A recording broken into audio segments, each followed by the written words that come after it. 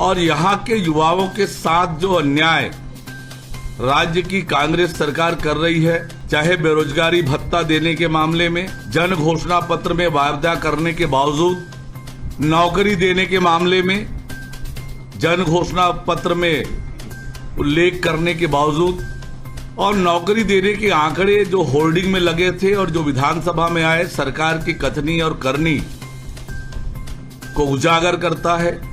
कल के आंदोलन में स्वतंत्र भारत के इतिहास में पहली बार छत्तीसगढ़ में आंदोलन को दबाने के लिए कंटेनर का उपयोग हुआ।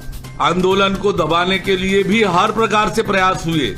राजधानी के जिस तरफ भी देखते जन सैलाब था। आप लोग भी इस बात को महसूस करते होंगे कि लगभग 1 लाख ही लोग पूरे छत्तीसगढ़ से कल राजधानी आए थे। दूसरी बात, आप रोजगार कहां कैसे दे रहे हो ये भी तो स्पष्ट करो। क्या विज्ञापन निकाले आपने? कितनी भर्ती हुई? विधानसभा में पोल खुला? क्या आप विकास के काम कर रहे हो जिसके माध्यम से लोगों को रोजगार मिल रहा है? इसलिए ये खोखले दावे, झूठे दावे सरकार ना करे और जो जन घोषणा पत्र में वायदा किया है उस वायदे को निभाए। 10 लाख लोगों को बेरोजगारी भत्ता दे, 2500 रुपया महीना, 12,000 करोड़ रुपये।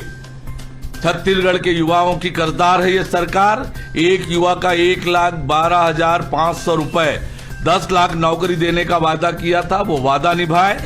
सरकारी कर्मचारियों के नियमितीकरण, संविदा, दैनिक वेतन भोगी, ये वादे पूरा करे। सरकार के जिम्मेदार मंत्री ने कल कहा, कांग्रेस के नेताओं ने, प्रवक्ताओं ने कहा कि हमने कोई भी 25 रुपए देने का वादा नहीं किया। ये कांग्रेस का पत्र है, चुनाव के समय जारी किया। अगर वो पढ़ नहीं पा सकते या नंबर गड़बड़ा गए चश्मे के, तो इसको पढ़ ले। 2500 रुपए देने का वादा कांग्रेस पार्टी ने किया था।